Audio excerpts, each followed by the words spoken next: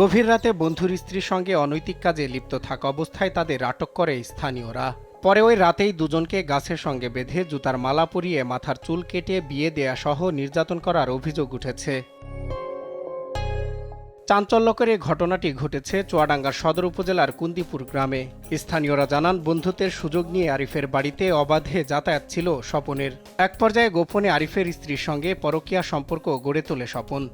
আমার বড় বেটাপুর কাছ থেকে কখন উঠে চলে গিয়েছে, আমার ছেলে আর খুঁজে পাচ্ছে না। এবারটা ওই ঘরে যেয়ে দেখছে দুই দিকে শিফটিং দেয়া, যাকে আমার ছেলে যেভাবে হোক খুলেছে, খুলে এবারটা যেয়ে দেখছে যে এক সাইডে ও দাঁড়িয়ে আছে স্বপন। দুদিন দেখলাম আরিফ ডাইকে এনে তার খাইলো, যে কাজ করে দিতে বলে ভাত মাত দিত, যে কাজ মাছ করতো, ওকে সাথে ফোনে ফোনে কথা হয়। গেল বুধবার গভীর রাতে বন্ধুর স্ত্রীর সঙ্গে একান্ত সময় কাটানোর বিষয়টি বুঝতে পারে বন্ধু আরিফ।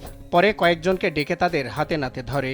তারপর দুজনকে গাছের সঙ্গে বেঁধে জুতার মালা পরিয়ে চুল কেটে দেয়া সহ নির্যাতন করে বিয়ে দেয় স্থানীয় মাতুব্বররা। সে স্বামী নিজেই ধরেছে, ধরার সাথে সাথে আরো আশেপাশে যেসব লোকজন তাদেরকে ডেকে এনে গাছের সাথে বেঁধেছে, বাঁধার পরে দড়ি দিয়ে বাঁধার পরে চুলগুলো কেটেছে। তার হলো ধরে আপনার গাছের সাথে বেঁধে থুয়েছে। তার স্বামী চুল কেটেছে, আপনার হলো জুতোর মালা তার ঘরেতে বের করে নিয়েছে, জুতো আপনার দড়ি দিয়ে বেঁধে আপনার হলো গলায় ঝুলিয়ে দিয়েছে। এদিকে চুল কেটে জুতার মালা দিয়ে গাছের সঙ্গে বেঁধে রাখাকে চরম অন্যায় বলে মনে করেন স্থানীয় সচেতন মহল। কেউ কেউ বলছে ভালোই হয়েছে, কেউ কেউ বলছে খারাপ হয়েছে। অপরদিকে অপ্রীতিকর ঘটনা এড়াতে দর্শনা থানা পুলিশ হেফাজতে নিয়েছে তাদের এবং প্রয়োজনীয় আইনি ব্যবস্থা নেওয়া হবে বলে জানান পুলিশের এই কর্মকর্তা। ছেলে মেয়েরা আমরা যে ওখানে উত্তেজনা চলছে না, তার পরিবর্তে আমরা হেফাজতে আনছি আর কি তাদেরকে।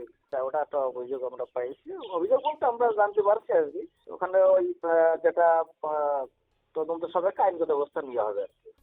এ ঘটনা এলাকায় ছড়িয়ে পড়তেই সৃষ্টি হয়েছে চাঞ্চল্যের। দ্রুত তদন্ত করে সঠিক বিচার দাবি করেন স্থানীয়রা। সজল বিশ্বাস, নিউজ ডেস্ক, দেশ টিভি।